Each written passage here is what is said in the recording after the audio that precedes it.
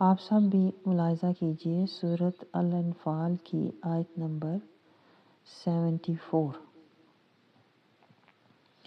دیکھیں ہمارا مقصد یہی ہوتا ہے مل بیٹھنے کا، ہم قرآن سے اپنی اصلاح کریں، قرآن کی ہی راہ لیں اور قرآن کے ہی راستے یعنی فلاح والے بن جائیں، قرآن سے اپنی تصدیق کروائیں، قرآن سے اپنا پتہ پوچھیں کہ ہم کون ہیں، کیا ہیں، ٹھیک ہے نا؟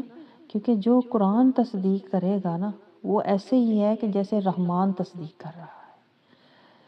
تو دنیا لاکھ کہے کہ تو ایسی ہے، تو اچھی ہے، تو نیک ہے، اس کی کوئی ویلیو نہیں جب تک قرآن نہ کہے، قرآن کی آیات جب تک ہمیں گواہی نہ دیں تب تک ہم سچے نہ مسلمان ہیں، نہ مومن ہیں، نہ نیک ہیں، کچھ بھی نہیں ہے۔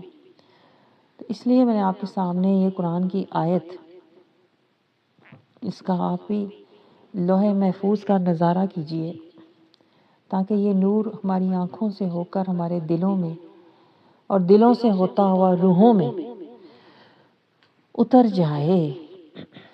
اللہ رب العزت ارشاد فرما رہا ہے سورۃ الانفال کی آیت نمبر 74 میں، ہمیں سرٹیفکیٹ دے رہا ہے، تصدیق فرما رہا ہے۔ اعوذ باللہ من الشیطان الرجیم، بسم اللہ الرحمن الرحیم۔ والذین آمنوا، وہ لوگ جو ایمان لائے، وہاجروا، اور انہوں نے ہجرت کی، وجاہدوا، اور جہاد کیا، فی سبیل اللہ، اللہ کی راہ میں، والذین، وہ لوگ وہی لوگ ہیں، نصروا اولئک هم المؤمنون حقا، اور یہی وہ لوگ ہیں جنہوں نے ٹھکانہ دیا یا جگہ دی اور مدد کی، اولئک، یہی وہ لوگ ہیں جو سچے مومنون حقا، مومن ہیں، یہ سچے مومن ہیں جو یہ کام کر رہے ہیں، لہم، ان کے لیے، مغفرۃ و رزق کریم، ان کے لیے اللہ کی بخشش ہے اور کریم رزق ہے۔ تو آپ نے دیکھا اللہ رب العزت قرآن میں ہمیں سرٹیفکیٹ دے رہا ہے بخشش کا اور اعلیٰ رزق کی خوشخبری سنا رہا ہے، لیکن اس سے پہلے اللہ رب العزت نے کچھ شرائط بیان کی ہیں۔ آپ ذرا غور سے دیکھیں، ذرا اللہ تعالیٰ نے یہ نہیں کہا، ذرا غور کیا کریں نا، تدبر، تفکر۔ اللہ تعالیٰ نے یہ نہیں فرمایا کہ جس نے اللہ کے راستے میں خیرات کی یا حج عمرے کیے، اللہ تعالیٰ کیا فرما رہا ہے؟ کون ہیں جو حقیقی مومن ہیں؟ حقیقی مومن کا سچا سرٹیفکیٹ لینا ہے نا، تو کیا کرو؟ یہ کام کرو، والذین آمنوا، پہلے ایمان والے بنو۔ دیکھیں اللہ بات ہی شروع کر رہا ہے ایمان سے، یعنی پہلے تم ظلمت، جہالت، غفلت، منافقت سے نکلو، متقی بنو، پہلے مسلم بنو، پھر متقی بنو، پھر مومن کا درجہ آتا ہے۔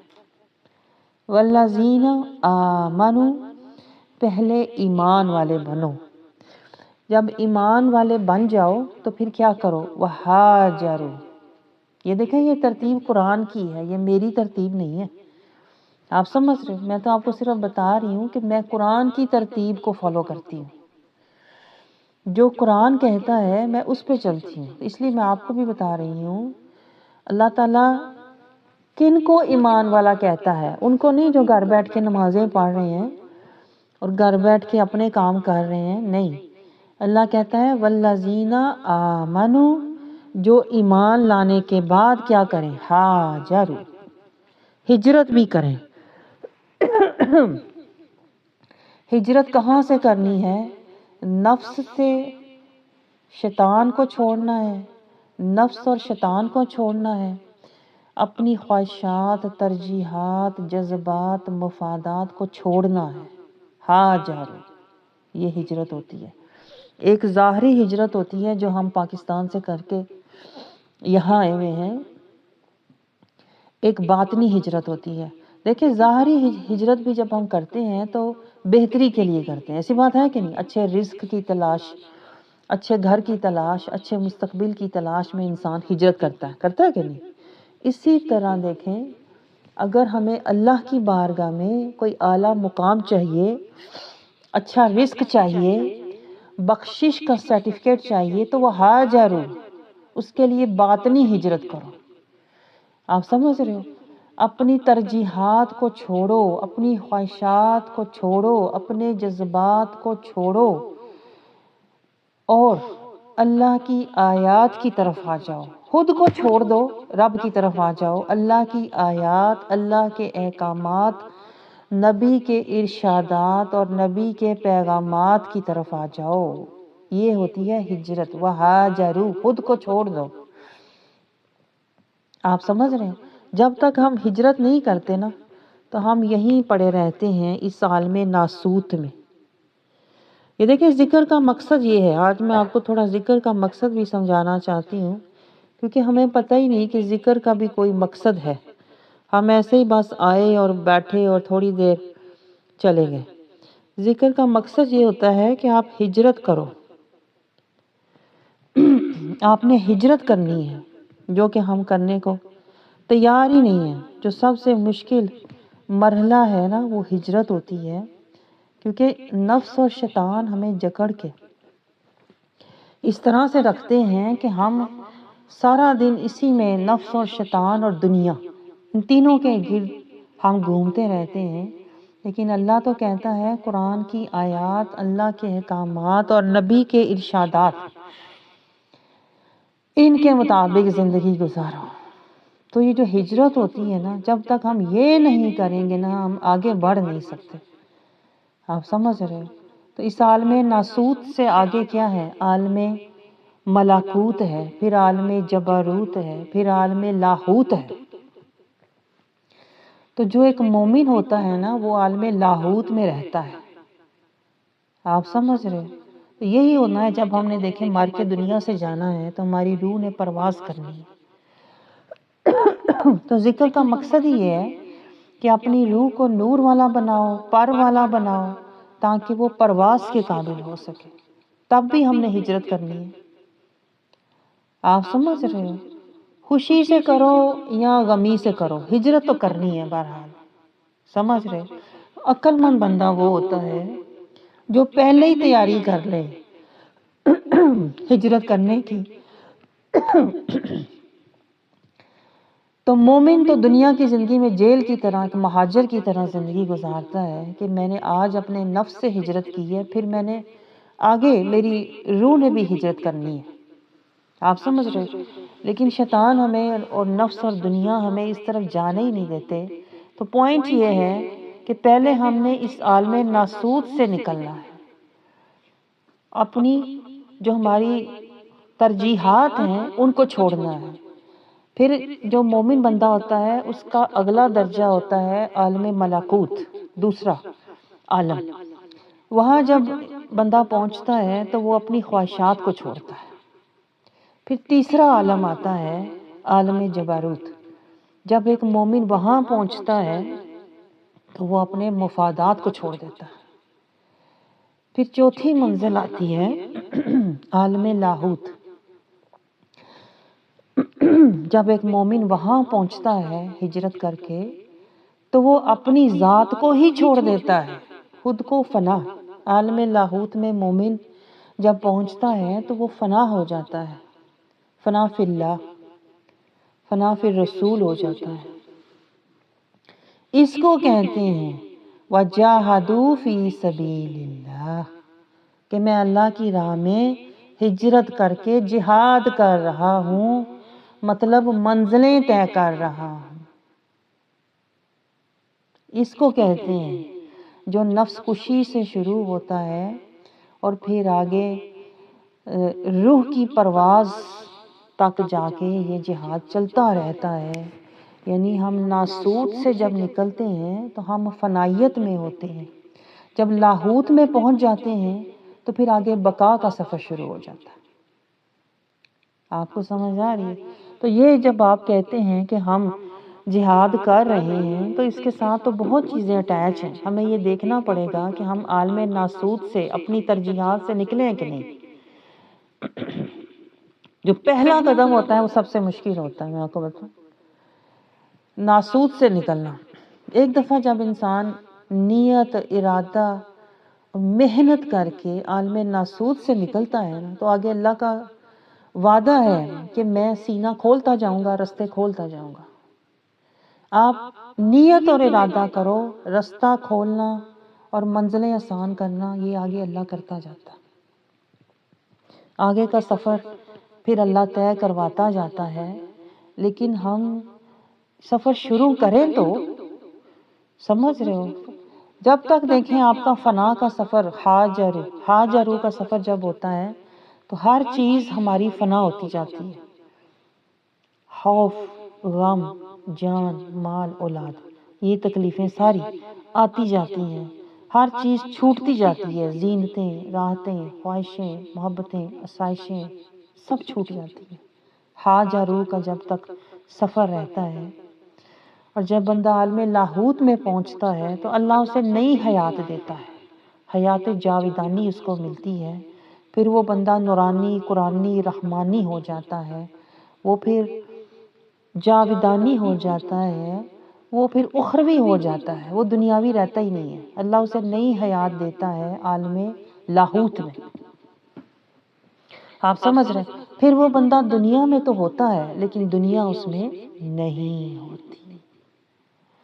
تو یہ سفر جو ہے نا سارا، ہاجروا وجاہدوا فی سبیل اللہ، یہ بہت مشکل تو ہے لیکن بہت حسین ہے۔ حسین اتنا ہے کہ جب بندہ لاہوت پہ پہنچتا ہے تو اللہ تعالیٰ اس کو لاہوتی مزے اور نشے، اور عالم لاہوت سے پھر آتی ہے شراب طہور اور نور اور سرور، اس کو وہاں کے کھانے ملتے ہیں، پھر وہاں کے جام ملتے ہیں جو اوپر سے آتے ہیں، پھر اسے دنیا کا کچھ بھی طلب اور خواہش اس بندے کو نہیں رہتی۔ تو اللہ یہ چاہتا ہے ہم سے کہ میرے بن جاؤ، میرے پاس تو آنا ہے نا، آپ سمجھ رہے ہیں؟ لیکن شیطان اور نفس ہمیں دھوکے میں رکھتا ہے، وہ کہتا ہے تیری زندگی، تیرا گھر، تیرا اولاد، تیرا مال، شیطان ہمیں تیرا میں رکھتا ہے۔ تو اللہ کہتا ہے میری طرف آؤ، میرے بن کے آؤ، اور پھر مجھ میں ہی فنا ہو جاؤ۔ جب فنا فی اللہ ہو جاؤ گے تو میں تمہیں نئی حیات دوں گا، جو رحمانی ہوگی، نورانی ہوگی، قرآنی ہوگی، جاویدانی ہوگی، دائمی ہوگی، اخروی ہوگی، جنتی ہوگی۔ آپ سمجھ رہے ہیں؟ تو اللہ تعالیٰ یہ چاہتا ہے وَجَاهَدُوا فِي سَبِيلِ اللَّهِ، اللہ کے راستے میں جہاد کرو۔ اور پھر کیا کرو؟ دیکھیں جب آپ فنا سے ہو کے جب واپس آتے ہو نا، وَالَّذِينَ أَوَّوَا نَصَرُوا، اس کے بعد اللہ کہتا ہے جب میں تمہیں واپس بھیجوں نا اپنا بنا کے، فنا سے نکال کے تمہیں میں نے واپس بھیجا ہے، اب اپنا بنا کے تمہیں میں نے اب لاہوتی بنا دیا ہے۔ جب ہم چلے تھے تو ناسوتی تھے، آپ سمجھ رہے ہو میرے ساتھ ہو کہ نہیں؟ جب ہم چلے تھے اس دنیا سے سفر کرنے، نفس کشی کرنے کے لیے، اس وقت ہم ناسوتی تھے۔ پھر ہم عالموں سے جب گزرے، ملکوت، جباروت، لاہوت، پھر آگے یاہوت اور ہاہوت سے گزرے تو اللہ نے پھر اپنا بنا لیا۔ جب اللہ اپنا بنا کے اس بندے کو واپس بھیجتا ہے نا، فنائیت کے بعد بقائیت والی زندگی اللہ اس کو دے کے واپس بھیجتا ہے، تو اب اللہ اس بندے سے چاہتا ہے کہ اب تم کیا کرو، وَالَّذِينَ أَوَّوَا نَصَرُوا، اب تم واپس جاؤ میرے بندوں کے پاس، اب جا کے ان کی مدد کرو، اب انہیں بھی یہ رستہ دکھاؤ جس رستے سے تم میرے پاس آئے تھے نا، اب میرے بندوں کو بھی لے کے آؤ اسی رستے سے۔ آپ کو سمجھ آ رہی ہے؟